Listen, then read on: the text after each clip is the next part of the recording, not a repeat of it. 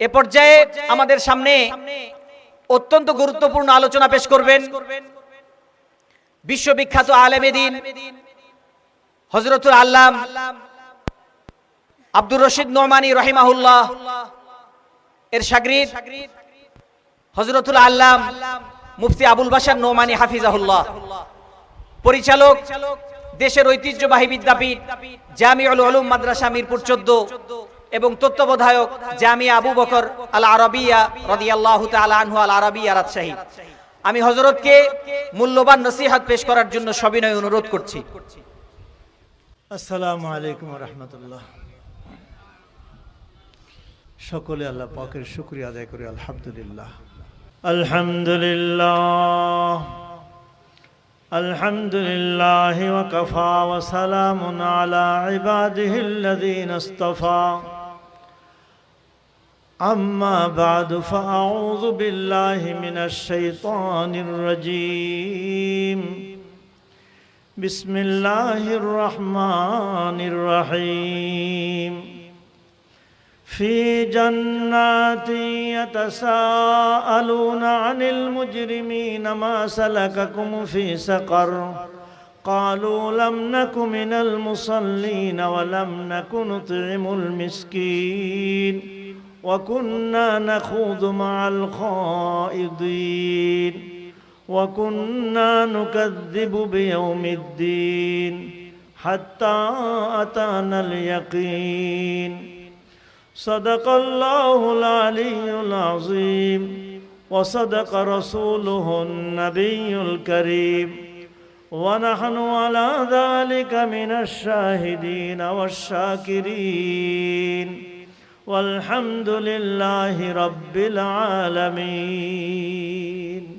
আমি আপনাদের সামনে 29তম পারা সূরাতুল মুদ্দাসসিরের 40তম আয়াত থেকে নিয়ে 47তম আয়াত পর্যন্ত তেলাওয়াত করেছি। এই আয়াতটার আলোচনা শুরু হওয়ার আগে কিয়ামতের ময়দানের একটা পরিবেশ পরিস্থিতি যা হাদিসের আলোকে আছে, কোরআনে পাকের আর অন্যান্য আয়াতের আলোকে আছে, এটিকে একটু সামনে উপস্থিত করে না নিলে এই আয়াতের অর্থটা খুব ভালো করে বুঝে আসবে না। খুব ভালো করে মনে রাখবো, কিয়ামতের ময়দানে মানুষ হবে কয়েক শ্রেণী। এক শ্রেণীর মানুষ বিনা হিসেবে জান্নাতে চলে যাবে, আরেক শ্রেণীর মানুষ বিনা হিসেবে জাহান্নামে যাবে, আরেক শ্রেণীর মানুষ হিসাব কিতাবের পরে জান্নাতে যাবে, আরেক শ্রেণীর মানুষ হিসাব কিতাবের পরে আমল নামায় শর্ট পড়বে, তারা জাহান্নামে যাবে। আরেক শ্রেণীর মানুষ তাদের আমল নামা বরাবর হবে, তারা জান্নাতের উপযুক্ত না, জাহান্নামের উপযুক্ত না। আল্লাহ পাক তাদেরকে জান্নাত জাহান্নামের মধ্যবর্তী একটা জায়গা আছে, তার নাম হবে আরাফ।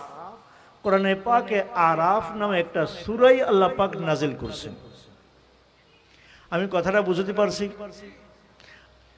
তাহলে বলুন তো, কিয়ামতের ময়দানে মানুষ কয় প্রকার হবে? 5 প্রকার।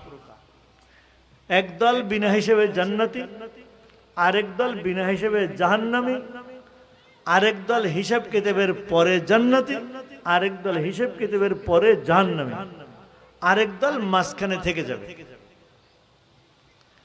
আল্লাহ পাক এদেরকেও কোনো এক সময় জান্নাতে দিবেন। জাহান্নামে যারা হিসাব কিতাবের পরে জাহান্নামে গেল, এই লোকগুলির ভিতরে ঈমান আছে কিন্তু আমলও আছে, আমলে শর্ট পড়ে গেছে, কম পড়ছে, এই কারণে জাহান্নামে গেছে। এরাও কোনো এক সময় বিচার বিশ্লেষণের পরে, জেল খাটার পরে, শাস্তি ভোগ করার পরে এদেরকে আল্লাহ পাক স্বীয় মেহেরবানিতে এক সময় জান্নাতে দিবেন। এই হাদিসগুলির আলোচনা অনেক লম্বা, সেদিকে গেলে আমার সময় কুলাবে না। মূল বক্তা আসার সময় একবারে ঠিক এখন ছিল 25 থেকে 30, তো যেহেতু মাঝখানের সময় বেশি গেছে, এই জন্যে আর একটু সময় আমি একটু বেশি নিচ্ছি। নারাজ হবেন না তো ইনশাআল্লাহ? এই 5 প্রকারের মানুষ সর্বশেষ কয় প্রকার থাকবে আমি কি বুঝাতে পারতেছি না মনে হয়? এই 5 প্রকারের মানুষ সর্বশেষ যখন এই আরাফ মাঝখানে যারা আছে এরাও জাহান্নামে গেল, কিছু অপরাধের কারণে যারা জাহান্নামে গেল এরাও জান্নাতে যাবে। এখন কয় প্রকার থাকলো? 2 প্রকার, একদল জান্নাতি আর একদল জাহান্নামী। যখন এই জান্নাতে এখন কয় প্রকারের লোক একত্রিত হয়েছে? 3 প্রকার। একেবারে প্রথম শ্রেণীর, আরেক প্রকার হলো হিসাব কিতাব দিয়ে, আরেক প্রকার মাঝখান থেকে আরাফ, আরেক প্রকার হলো জাহান্নাম থেকে তুলে তারপরে দেওয়া হলো। কয় প্রকার? 5 প্রকার হলো না 4 প্রকার হলো? 4 প্রকার। আরেক প্রকার থেকে গেল শুধু জাহান্নামে। জান্নাতে যারা যাবে, জান্নাতে হিসাব কিতাব একটু ভিন্ন। দুনিয়ায় যেমন নাকি আমাদের বিভিন্ন অনুষ্ঠানে আমরা আত্মীয় স্বজন একত্রিত হই, বিভিন্ন অনুষ্ঠান থেকে আত্মীয় অনাত্মীয় ঈদের ময়দানে আমরা একত্রিত হই, জান্নাতেও এরকম একত্রিত হওয়ার বিভিন্ন ফাংশন হবে, বিভিন্ন অনুষ্ঠান হবে। সেটা আরেক লম্বা হাদিস। আল্লাহ পাকের দিদার হবে, আল্লাহ পাকের সাক্ষাৎ হবে।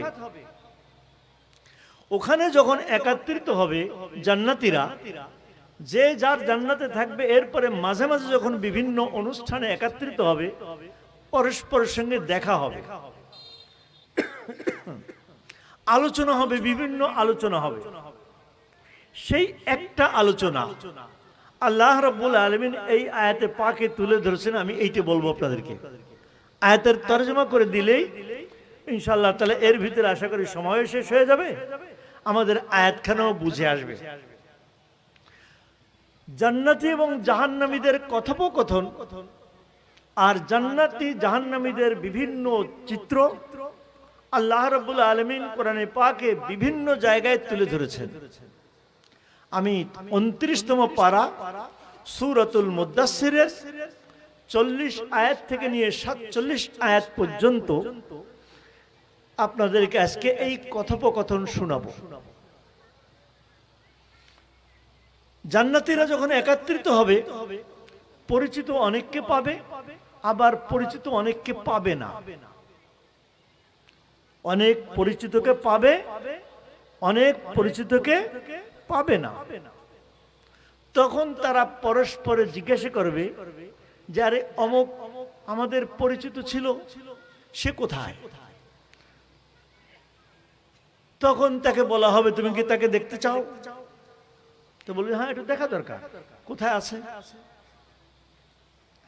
দেখেন, উন্নত বিশ্বে কোন মানুষ, আমাদের দেশে যেমন নাকি অনেক কিছু চুপানো যায়, কি বলেন, কিন্তু উন্নত বিশ্বে কিন্তু চুপানোর সুযোগ নাই।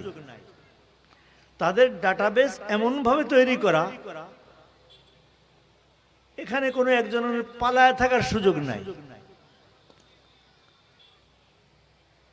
আল্লাহ পাক জান্নাতের এবং জাহান্নামের যে নিজাম, যে ব্যবস্থাপনা করবেন, সেই ব্যবস্থাপনা এই উন্নত বিশ্বের চেয়েও উন্নত হবে না আমাদের বাংলাদেশের মতো হবে। কোন উন্নত বিশ্ব এখনো কল্পনা করতে পারেনি যে ব্যবস্থাপনা কাকে বলে আর নিয়ামত কাকে বলে। আল্লাহর হাবিব বলেন হাদিসে কুদসি, নবী করিম সাল্লাল্লাহু আলাইহি ওয়াসাল্লামের ইরশাদ ফরমান, আদাতু লিবাদিয়াস সালিহিন মা লা আইনুন রাআত ওয়ালা উযুনুন সামিআত ওয়ালা খাতারা আলা কলবি বাশার।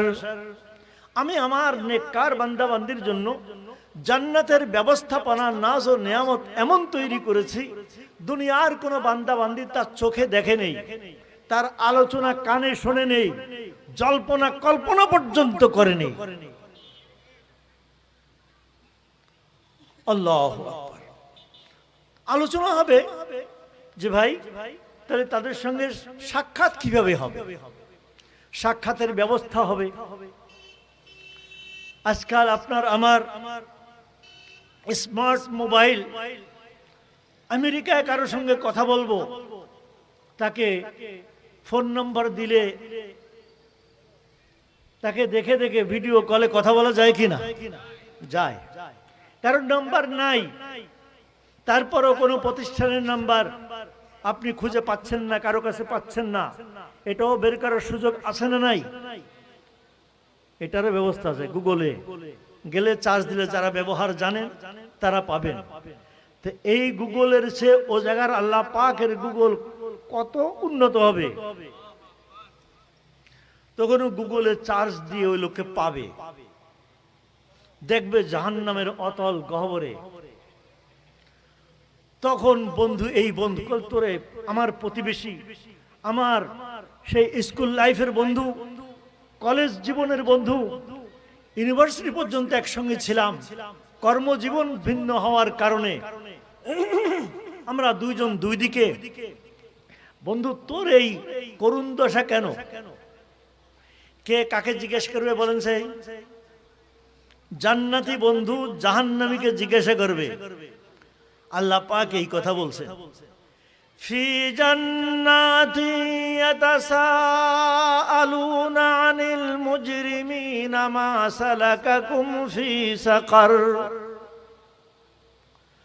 জান্নাতি জান্নাতে বসে জাহান্নামী বন্ধুকে যখন জাহান্নামের অতল গহ্বরে দেখবে, জিজ্ঞাসা করবে, বন্ধু মা সালাকাকুম ফি সাকার, কোন জিনিসে তোকে জাহান্নামে পৌঁছালো?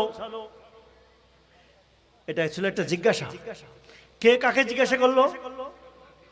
জান্নাতি জাহান্নামী বন্ধুকে জিজ্ঞাসা করলো, আরে সর্বনাশ, তোর এই করুণ অবস্থা কেন? তোর জাহান্নামে যাওয়ার কি কারণ? এবার জাহান্নামী বন্ধু জাহান্নাম থেকে যে জবাবটা দিবে, আল্লাহ রাব্বুল আলামিন কোরআনে পাকে বহু আগে আপনাকে আমাকে জানিয়ে দিয়েছেন। এখন জাহান্নামী বন্ধুর এই জবাব শোনা দরকার না? যদি জাহান্নামী বন্ধু যে যে অপরাধের কারণে জাহান্নামে গিয়েছেন, ওইটা যদি আপনার আমার কারো ভিতরে থাকে, তাহলে তার ঠিকানা কোথায় হবে? মাশাআল্লাহ, অস্ত্র সহজে বুঝে ফেলছে। আল্লাহু আল্লাহ। এইবার জাহান্নামী বন্ধুর মনে রাখবেন, নাম্বার দিয়ে দিয়ে মনে রাখবেন। ফি জান্নাতি ইয়াতাসাআলুনা আনিল মুজরিমিনা মা সালাকাকুম ফি সাকার ক্বালু লাম নাকু মিনাল মুসাল্লিন। বন্ধু, অপরাধ বহু ছিল, কি আর বলবো। প্রধান অপরাধ ছিল কয়েকটা। অপরাধ কতগুলো ছিল? অনেক। প্রধান অপরাধ ছিল কয়েকটা। এক নম্বর অপরাধ, লাম নাকু মিনাল মুসাল্লিন, মুসাল্লি ছিলাম না।